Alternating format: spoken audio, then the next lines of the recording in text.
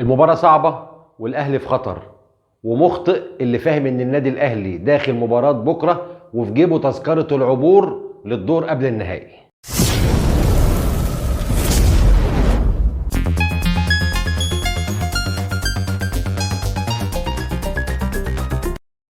السلام عليكم ورحمة الله وبركاته. كل أصحابي وأخواتي وحبايبي، كل عشاق ومشاهدي ومشجعي كرة القدم، أهلا وسهلا بحضراتكم في حلقة جديدة من برنامج أهلاوي فندي.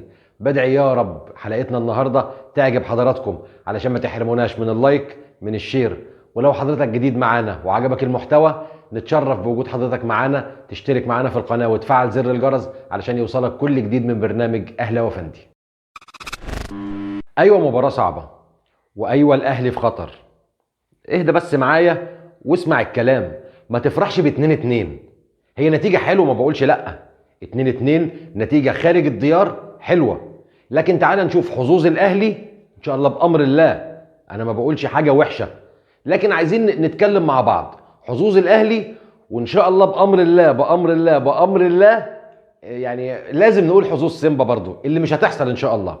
طيب، أولا إحنا اتعادلنا بره 2-2، يعني اي مكسب بالنسبه لي هنا في ارضي 1-0 2-0، اي نتيجه انا كسبان فيها تعديني للدور اللي جاي ان شاء الله. طيب، اي تعادل 0-0 1-1 يعديني مباشره للدور اللي جاي. طيب 2-2 هيبقى فيها ضربات جزاء مباشر، مش هيبقى فيه ربع وربع. الربع وربع ده هيكون في مباراه النهائي فقط، لكن الادوار الاقصائيه اللي قبل كده لازم يكون فيها ضربات الجزاء مباشر. طيب، دي حظوظي، يعني اي مكسب واي تعادل اقل من 2-2 و2-2 العب ضربات جزاء ان شاء الله بامر الله ما نوصل لهاش اساسا يعني. طيب، حظوظ سيمبا ان اي فوز بالنسبه له يعديه 1-0، وهو ده اللي خلانا بنقول الاهلي في خطر. سيمبا بفرقه كويسه يا جماعه، مش وحشه، وظهر يعني لعبها واسلوبها. وسيمبا من زمان، يعني بقى لها فتره كبيره، بقى لها كام سنه على طول في دوري الابطال، على طول بتعمل مباريات كويسه.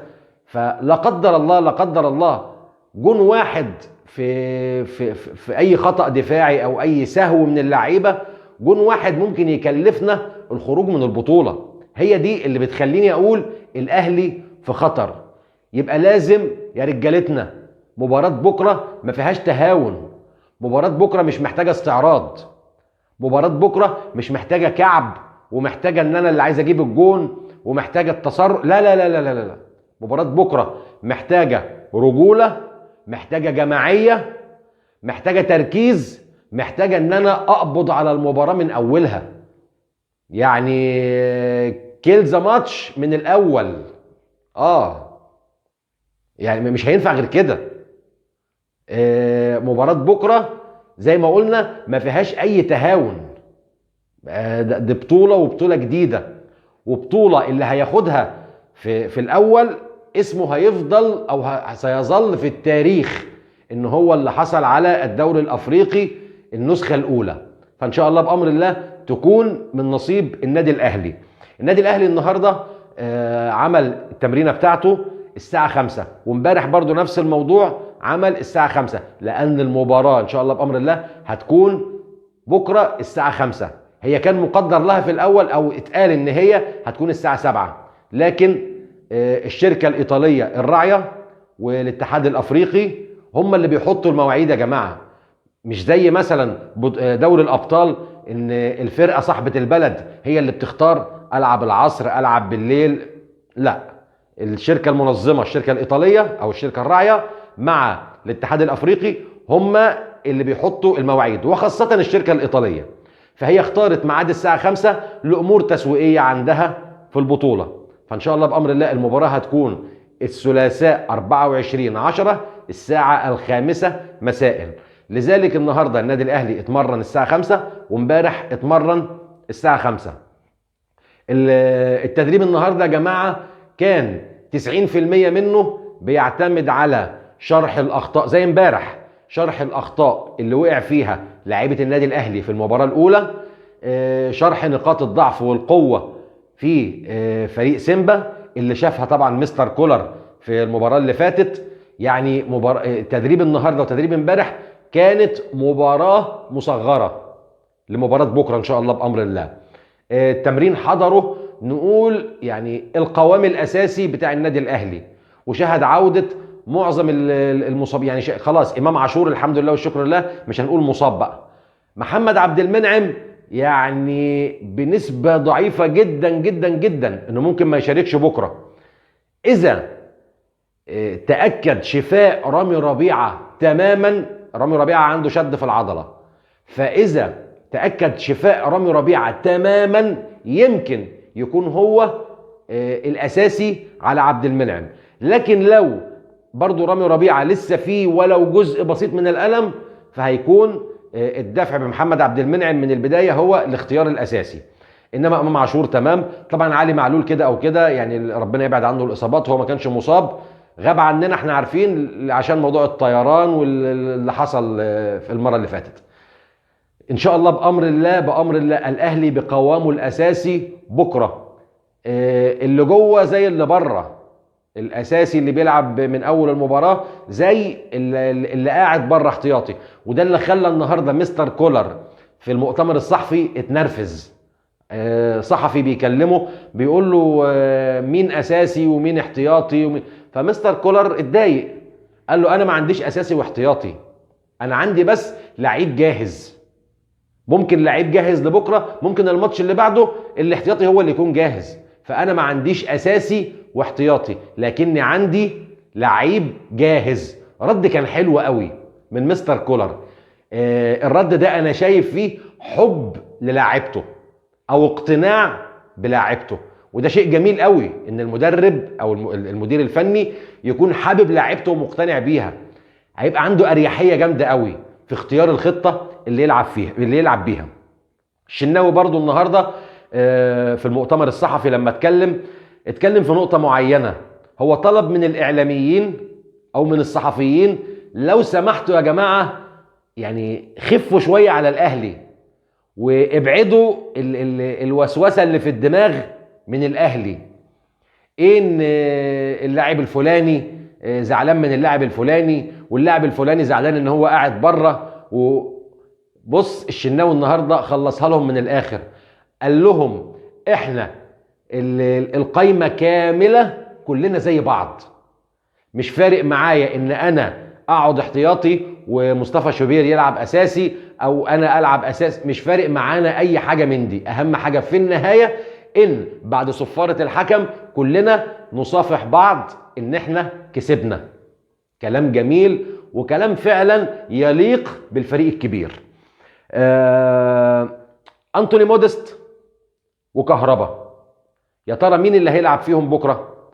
يعني الاثنين متاح لهم اللعب والاثنين حضروا التمرين النهارده. طبعا أنتوني مودست التحاليل اللي عملها علشان موضوع كورونا والكلام ده طلعت سلبية الحمد لله والشكر لله. المسحة اللي عملها طلعت سلبية وهو جاهز طبيا للعب. طيب فنيا دي بتاعت كولر هو اللي هيشوف هل كهربا هو اللي يبدأ، هل أنتوني مودست ياخد الفرصة، الله أعلم. بس رأيي أنا الشخصي اللي يعني يحتمل الصح ويحتمل الغلط، ده رأيي أنا شايف إن كهربا هيكون أفضل، لأن كهربا دلوقتي هو اللي رجله في الملعب، هو اللي لعب المباراة اللي فاتت، هو اللي خد حساسية المباراة ولعب خلاص مع المدافعين بتوع سيمبا، تمام؟ فهيكون هو الأقرب، وخاصة إن أنتوني مودست بقاله فترة كان بعيد عن التدريب مع الفرقة، والتعب اللي تعبه ودور البرد والكلام ده وكورونا والحاجات دي، فيعني احتمالية إن كهربا هو اللي يلعب في رأيي أنا هيكون هو الأقرب. لكن إن شاء الله بأمر الله بقية التشكيلة بتاعتنا كولر عنده الأريحية في اختيار أي خطة هيلعب بيها. يعني هيلعب 4-3-2-1 في إيده، هيلعب 4-4-2 في إيده، هيلعب أي تشكيل عايز يلعب بيه هيلعب. عايز يبدأ ب3 ديفندر مفيش أي مشكلة، عايز يبدأ باتنين ومعاهم واحد من الهجوم زي اللي هو قفشه يعني في ايده، تمام؟ عايز يبدأ بحسين الشحات وبيرسيتاو ماشي، عايز يلعب برضا سليم ماشي، عايز تمام. اي اختيار مستر كولر بكره ان شاء الله بامر الله متاح، وان شاء الله بامر الله اللعيبه مش هتخذله ومش هتخذلنا ان شاء الله بامر الله. المدير الفني لسيمبا هو جاي وعنده امل جامد قوي، ويعني جاي نافخ صدره على الاخر، وبيقول لك ايه؟ بيقول لك جئنا الى القاهره للحصول على تذكره العبور للدور قبل النهائي، ولما لا؟ فقد فعلناها من قبل في 2003. ايه يا عم الكلام اللي انت بتقوله ده؟ بس انت مش مركز ولا ايه؟ ان شاء الله بامر الله بامر الله ما فيش اللي انت بتقوله ده خالص. هو بيتكلم ان هو جه غلب الزمالك هنا في 2003، وهو مش غلبه يعني، هم كانوا متعادلين هناك وجم اتعادلوا هنا ولعبوا ضربات جزاء او ضربات الحظ الترجيحيه، تمام، وهو يعني عدى. يعني مش هي دي اللي احنا جايين القاهره وعلشان ناخد. بص من الاخر، مش كل الطير اللي يتاكل الكبد والقوانص بتوعه، تمام. مش مقصود والله، مش مقصود بيها حاجه، مش مقصود بيها حاجه. خلي بالكم ان صن داونز عدى او شبه عدى. صن داونز امبارح غلب بيترو اتلتيكو في قلب انجولا 2-0. المباراه الجايه في بريتوريا، وما ادراك ما ملعب بريتوريا، كلنا عارفينه طبعا، تمام. زي ما بيسموه هناك المقبره، اللي بيروح هناك بيقضوا عليه. فهو كسب 2-0 في انجولا، يكفيه اي نتيجه او نتائج كتيره تكفيه في المباراه الثانيه علشان يكون عبر للدور قبل النهائي وينتظرنا ان شاء الله. هو هيلعب بكره برضو، تقريبا هيلعب بكره او الاربع، مش متذكر قوي، بس يعني الله اعلم، هو تقريبا بكره، تمام. اعذروني في التوقيت ده. ان شاء الله بامر الله هنشوف. طيب بقيه النتائج سريعا كده اللي حصلت في المباراه الاولى. طبعا الاربع فرق لعبوا. النادي الاهلي تعادل 2-2. قلنا سان داونز كسب بيترو اتلتيكو 2-0. الوداد كسب انيمبا في نيجيريا 1-0. يعني برضو الموضوع سهل في المغرب، يقضي على انيمبا ويعدي الدور قبل النهائي. الترجي هو الوحيد اللي من فرق الفئه الاولى اللي اتغلب، لكنه اتغلب 1-0 واتغلب في الكونغو من مازيمبي. فقدامه برضه في تونس ان شاء الله بامر الله ان هو يعوض، وكده يبقى برضه مباراه ناريه ما بين الترجي والوداد في قبل النهائي. وان شاء الله ان شاء الله ان شاء الله يا رب عبور النادي الاهلي مع صن داونز علشان نشوف موضوع المقبره اللي هم بيتكلموا عليها ده ان شاء الله بامر الله. برضو عايزين نتكلم ان بكره ان شاء الله بامر الله في 30,000 وحش، مش هقول مشجع، في 30,000 وحش موجودين في الاستاد بكره يهدوا الدنيا بتشجيعهم وبهتافهم ان شاء الله بامر الله. دول فرقه، يعني اقول ايه، دول مباراه لوحدهم وفرقه لوحدهم ترعب اي حد. انا عارف يا جماعه والله العظيم احساس استاد القاهره لما جمهور النادي الاهلي بيرجوا، انا عارف الاحساس ده بيبقى عامل ازاي، عشته كتير، وانا عارف شكل الفرقه المنافس للنادي الاهلي لما بينزل كده بس وجمهور النادي الاهلي بيبدا في الزومه بتاعته دي. عارف يعني الفرقه المنافسه رجلها ركابها بتخبط على الجيران، انا واثق من ده، بشوفتها بعناية كتير. فان شاء الله بامر الله 30,000 مشجع. النادي الاهلي عرض بس يعني طلب بس متاخر، طلب الاستاد بالساعه الكامله، لكن الموضوع كان متاخر والتذاكر كانت اتطبعت والامن يعني كان الموضوع متاخر شويه، زائد طبعا احنا عارفين الظروف اللي الدنيا حصل فيها دلوقتي. فهم 30,000 حلوين ان شاء الله بامر الله، فيهم 1000 بركه ان شاء الله بامر الله، هيعملوا احلى شغل. والجميل ان هم النادي الاهلي عمل 30,000 علم، يعني اتعمل 30,000 تذكره و30,000 علم. علم النادي الاهلي، علم فلسطين.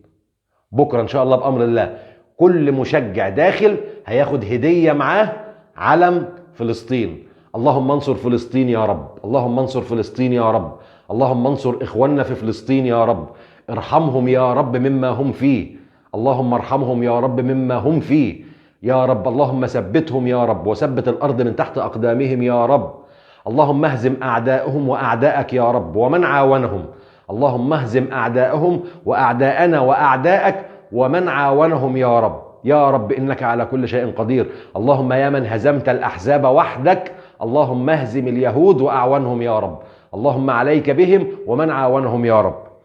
طيب، اللهم امين. في كلام اتقال على موضوع اعارة احمد عبد القادر. سمعت كلام كتير، وكل ما ادخل موقع الاقي اخبار غريبة، وان مش عارف ايه وان ايه وان ايه. طبعا احنا من اول حلقاتنا في برنامج اهلاوي فندي قلنا ان احنا بنتفرج على كل المواقع، لكن في النهاية بنجيب اخبارنا من المواقع الموثوق منها. اخبار النادي الاهلي بتيجي من قناة النادي الاهلي، بتيجي من الموقع الرسمي للنادي الاهلي، بتيجي من بعض الشخصيات الاعلامية اللي انا بثق فيها تمام الثقة، اللي شفت منها يعني قبل كده مواقف كتير اختلفت الاراء، لكن رأيهم هو اللي كان دايما بيطلع هو الصح. طيب، ايه قصة احمد عبد القادر سريعا كده؟ احمد عبد القادر يا جماعة محدش يختلف على اللعيب ده وحرفنته، لكن احنا عارفين ان احمد عبد القادر اولا مش عارف الكيمياء بتاعته مش ماشية مع كولر، او الكيمياء بتاعته مش ماشية مع جمهور الاهلي، مش عارف.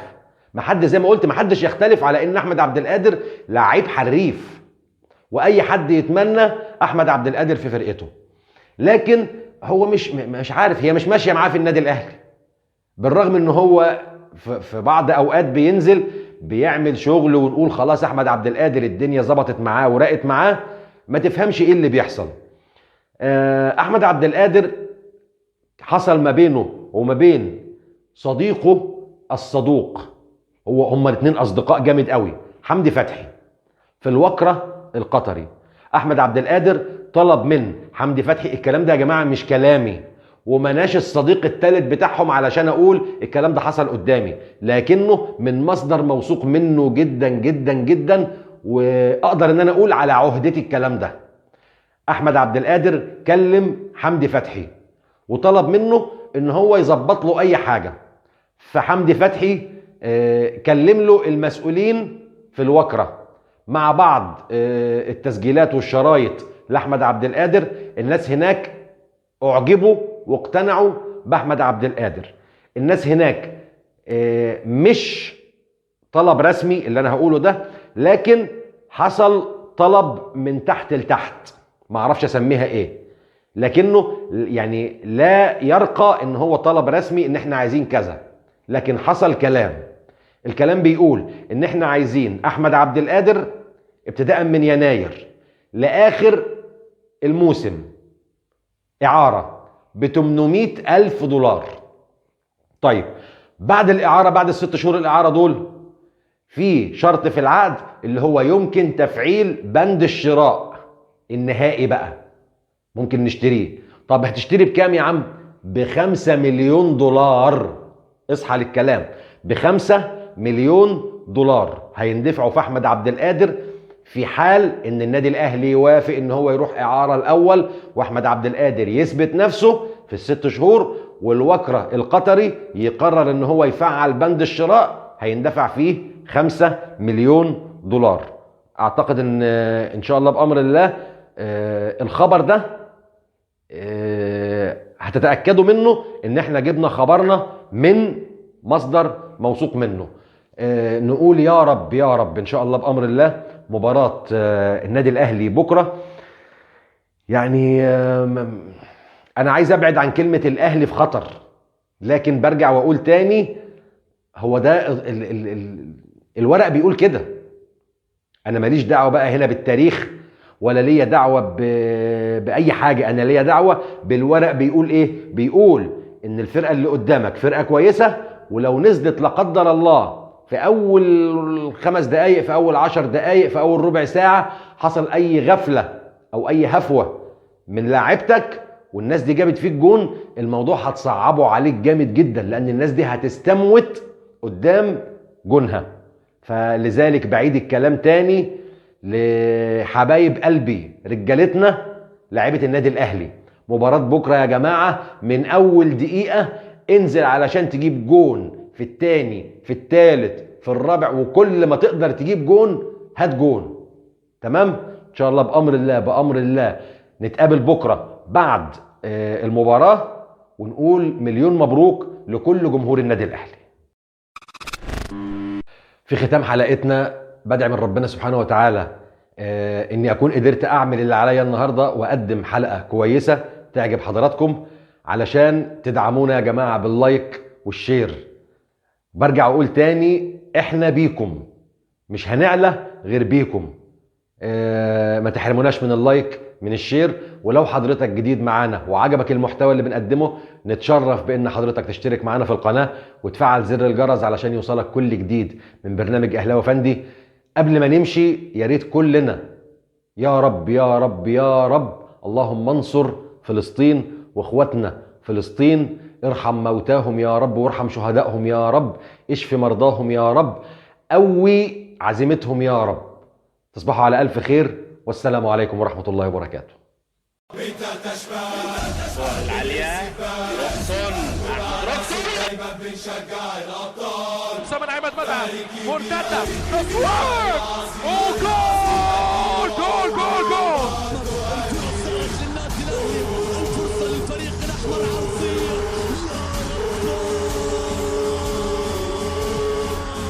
ولكن احذروا الكاو، احذروا الكاو. ترجع الكرة بالراس، القاضية ممكن، القاضية ممكن، شاط الكرة علي محلول يوزع جول جول اهلاوي. فريق كبير فريق عظيم